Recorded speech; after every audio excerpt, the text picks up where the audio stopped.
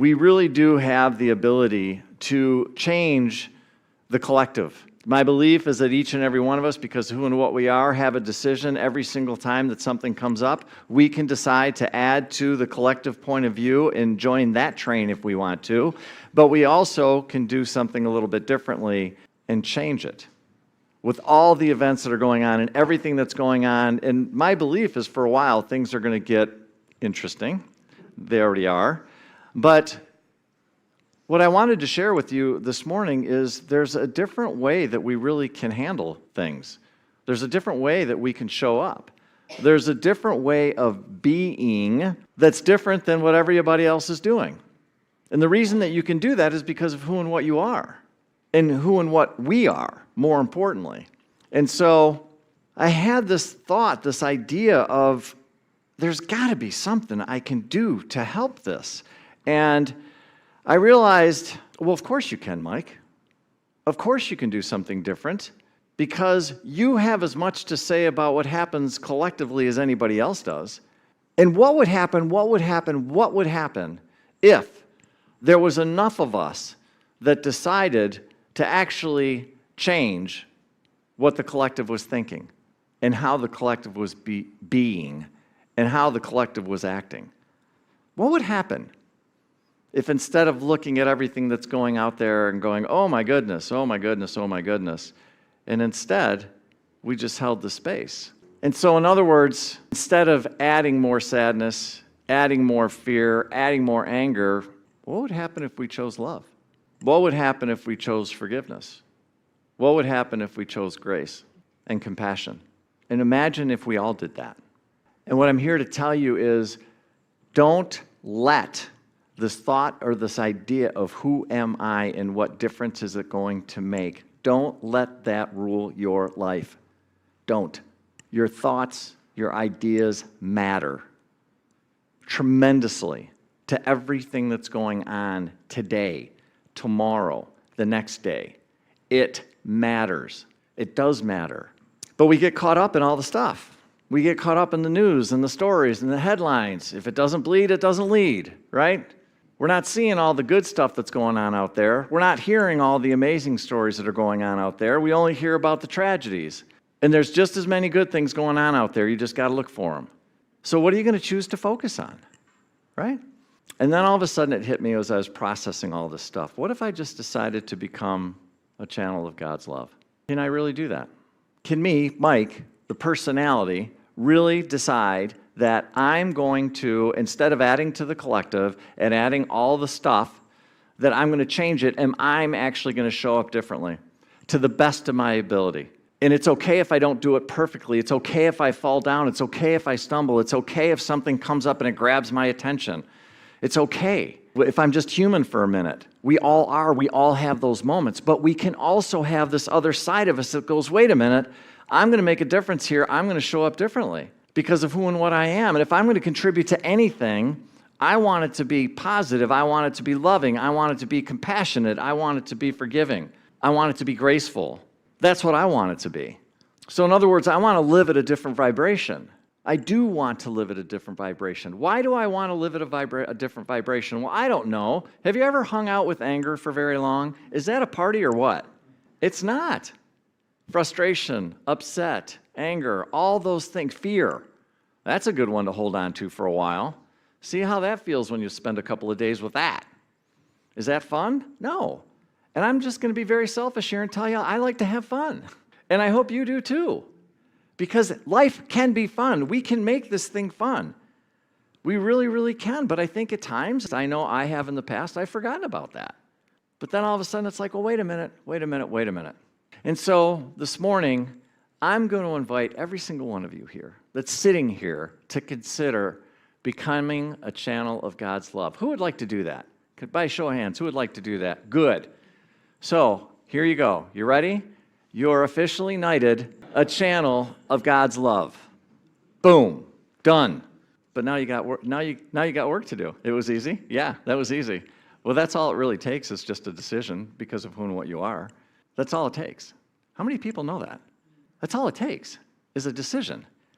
We don't have to sit there and talk about it. You don't have to sit there and go read a book or meditate for 100,000 hours or do so many Hail Marys or whatever the things that we're told we need to do. No, it doesn't work like that. It's a freaking decision. It can really be that easy, Mike? Yes, it can really be that easy. Unless, of course, you want to complicate it. If you want to complicate it, knock your socks off. You don't need to complicate it. So, when I thought about this idea of becoming a channel of God's love, I thought about history and the different people that I have noticed that have done it. And over 800 years ago, there was a young man named Francis who grew up in the hill town of Assisi. He was the son of a wealthy merchant, and he was surrounded by privilege and luxury. And Francis was a normal kid, but after a series of life-changing experiences, there was illness, or he was imprisoned, or he was just growing up. And he was a typical kid, just wanting to get out there and raise a little bit of hell. That's what he was doing, right? He realized that he had all this money, he had all this stuff, and it didn't make a difference to him. In other words, even with all of it, he still wasn't happy inside. It wasn't satisfying him. And so what happened is he did something really crazy, really radical, and he renounced his wealth. He gave it all up. Gone. He gave up his possessions, and he devoted his life to God. That's what Francis did. And he became known for his humility, his joy, his love for all of creation. He would preach to the birds, he would comfort the lepers, and even tame a wild wolf terrorizing the village.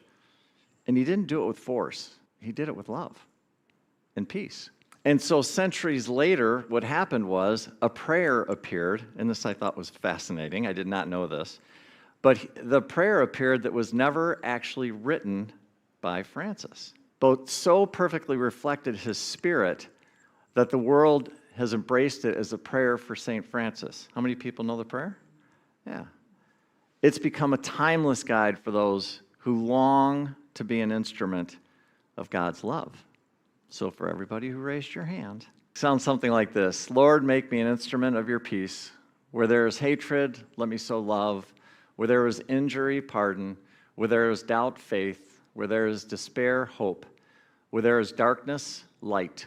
Where there is sadness, joy. O divine Master, grant that I may not so much seek to be consoled as to console, to be understood as to understand, to be loved as to love.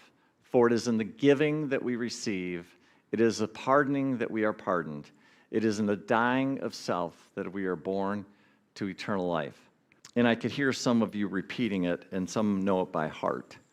And I just think it's such a beautiful prayer just to remind us, hey, God, do me a favor, because if I was going to take that, I'd put it in my words, and my words would sound something like this. Hey, God, do me a favor, kick my ego out of my head, and let me just be love. That's what my prayer would be. Because I know for me, like, I'm pretty good at being love until my ego kicks into my head, and then when my ego kicks up, then it starts screwing everything up. Anybody else have that problem?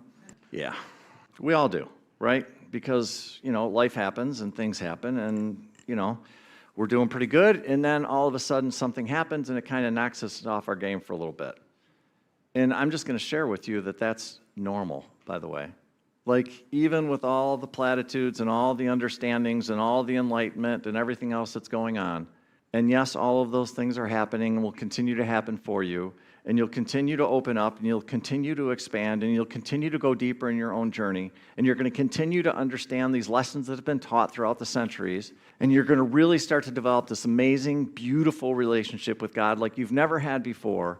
And even with all of that, and you're going to stand on the mountaintop, and you're going to feel so blissed out that you're not even going to know what your first name is. And then all of a sudden, something's going to happen, and next thing you know, your feet are going to be back on the ground, and you're going to be screaming like a little baby. And what I'm telling you is this. That is normal. Wait a minute, Mike, I thought once you did all this stuff, then all of a sudden nothing ever happened, and you were going to be peaceful no matter what. It's like, nope, that's not how I understand it. That's not the way that I've seen it happen. I mean, even the stories of Jesus where he gets a little bit ticked at the money changers. What'd he do? Right? Yeah, he did.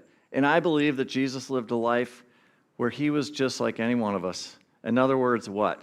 He had good days and he had bad days. That's what I believe. And I think the more, I really do believe this, I think it's the ego's misunderstanding. It's the ego's way to basically convince us that we're not really divine and all of that. And so what the ego does is it creates scenarios that knocks us off our game to convince us that we're not really truly divine. And so that when we stumble and fall, instead of looking at it and going, oh, that's just me being human, the ego wants to hold you there. It wants to hold you down and not let you actually get back up on your feet and just be a normal person having a good day. And I know from my own experience, especially when I was younger, and sometimes even now, I have those moments where I'm very human, and it's like the ego just wants to, it's the shame, it's the blame, it's the guilt that wants to come out and just pin you to the ground so heavy that you can't even breathe. How many people have been there? Yeah. Once again, if your hand isn't raised, you're not alive. Just saying, just saying. So it's this idea of becoming this channel of love. And St. Francis's prayer, or whoever wrote the prayer, right, reminds us that we don't have to manufacture love on our own. Instead, if we just simply open ourselves up. Again, what do I say? Get my ego out of the way.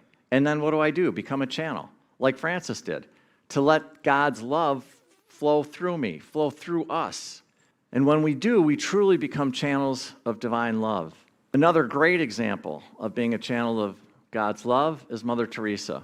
She was one of the greatest channels of God's love that's ever existed, ever, especially God's love in action. So she devoted her entire life to serving the poorest of the poor in Calcutta, India. And in 1950, she founded the Missionaries of Charity, which was a religious order dedicated to the caring for the sick, the dying, and the orphaned. And with nothing more than faith and compassion, she and her sisters walked the streets, gathered those who'd been cast aside, offering dignity, food, and love.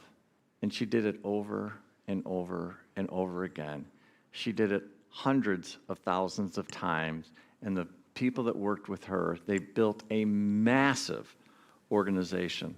And so their home became places where people could die, surrounded not only by loneliness, but by care, where children could find safety, and where the forgotten could be seen as beloved children of God. And for Mother Teresa, every single was not just charity, it was love in action, a way of seeing the Christ, that spark that I talk about, in each suffering face and becoming a channel of God's boundless compassion. So one day a reporter asked Mother if she could continue her work among the poorest of the poor in Calcutta, holding the dying in her arms, feeding the sick, comforting the abandoned. How do you not become overwhelmed, he asked. Teresa answered simply, it's easy. I see Jesus in every person I serve. I don't love the crowds. I love one person at a time. Each person is Jesus in disguise. I love that. Each person is Jesus in disguise. What would happen in your life if you said that about every single person that you met, every single person that you talked to? Do you think it might change some interactions? Do you think maybe things would change just a little bit? Just a little bit. Each person is Jesus in disguise. What she realized is that she wasn't trying to summon up love from her own strength. Instead, she opened herself up to God's love and allowed it to flow through her. That's what she did. She got out of her head. She got out of the way, and she just opened up her heart, right? She saw beyond appearances, beyond suffering, beyond despair. Again, she saw the light in every single person that she touched, every single one.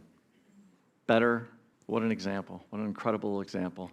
Becoming a channel of divine love. And through the channel, countless lives were touched over and over and over again. She was an amazing, amazing, amazing woman, an amazing example for us all to learn from and appreciate.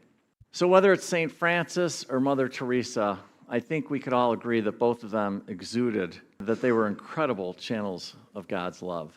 In other words, they figured out how, in their own unique way, very different the way they did it, but they both did it. But they figured out their own unique way they could let God's love flow through them. And in my opinion, each and every one of you that's sitting here have the opportunity to do the same thing that they did. Each and every one of you could do that. You could surrender and go, all right, God, use me. Let me be a channel of your love. Let me do that. Let me see how that feels. Let me wear that one for a while and see what happens. But you get to do it in your own unique way, because the way that you're going to do it is a little bit different than the way that I'm going to do it, is going to be a little bit different than. There is no one way. There's your way. And that's all that matters. And it's beautiful, and it's perfect. And the timing on it is absolutely right on, spot on, regardless of what happened yesterday, 5 years ago, 25 years ago. It doesn't matter. Once you make that decision, I'm going to be a channel of God's love, that's all that matters. That is all that matters. So regardless of how you choose to become the channel of God's love through you, I just want to share a couple of thoughts with you on maybe some practical things that could help. Where you could start, well, this sounds great, Mike, but how do I do this? I don't know how to do it. Well, again, I don't think there's only one way, but I'm just going to share with you some thoughts on the way it worked for me personally. So set your intention. Start off with that. How about this day I choose to be a channel of God's love? How about you start your day every day with that little thought, that little prayer? I'm going to be a channel of God's love today, to the best of my ability. Doesn't mean I'm going to do it perfectly. I'm sure I'm going to screw it up every now and then, but I'm going to do it to the best of my ability, God. Make me a channel of your love, right? The second thing, focus, focus, focus. Be careful what you're choosing to focus on. How many people are familiar with the tale of the two wolves? How many know this fable? One or two hands? Yeah. So a Cherokee elder was teaching his grandson about life. And he told the boy, inside of each of us, there are two wolves. One is anger, envy, greed, and arrogance, resentment, lies, and fear. The other is joy, peace, love, hope, humility, kindness, empathy, generosity, truth, and faith. The grandson thought about it and asked, well, which wolf wins, Grandpa? And the elder replied, the one that you feed, the one that you feed. So here's my question to you. Which wolf are you feeding? What are you focusing on? What are you paying attention to? It all matters. It all matters. It not only impacts you, but it also impacts everybody else around you. And it all comes down to, what are you focusing on? Every day you have to ask yourself that. Which wolf shall I feed today? Which one? Where am I focusing on? The last thing I would suggest is, no matter what, in your own little unique way, choose some random act of kindness that you can do. I don't care if it's a thought. I don't care if you throw somebody behind the gas station counter a $5 bill. I don't care if you walk up and give somebody a hug. Pick something very unique that's got your stamp on it, that's showing the universe, I care. And I'm going to try to make this world a little bit of a better place. No matter how small that act is, it makes a difference. You're dropping the pebble in the pond, and the ripple effects will go out further and further. And if each and every single one of us could do that on a regular basis, do you think that might make a little bit of a difference? Just maybe. Yeah, just maybe. I love this affirmation. I'm a channel of God's love. The world's not waiting for more people to try harder or be perfect. The world's waiting for hearts that are willing to be open. So the question is very simple. Are you willing to open your heart and become a channel for God's love? Let that love pour through you. That's what St. Francis discovered. That's what Mother Teresa did, obviously. And you can too. You don't have to be this giant. You don't have to sit there and think, oh, well, I could never do that. You can do it every single day, all day long, if that's what you want to do, if that's important to you. If you want to make a real difference in this world, I would invite you into it. So this week, don't ask, well, how much love can I give? Instead, ask, how much love can I allow to flow through me? There's a difference. There's a difference. And believe me, when you open yourself up and say, go ahead, God, let it rip, look out. Watch what happens. Watch what happens. Because when we open up this channel, we don't just bless others. We are transformed ourselves. That's part of the game. That's part of the gig. It sounds like you're doing all this for somebody else, but the truth is you're doing it for yourself. You're doing it because of who and what you are, which, in case anybody hasn't told you, you're love. You're love. Each and every one of you. At the core of who and what you are is love. That's who you are.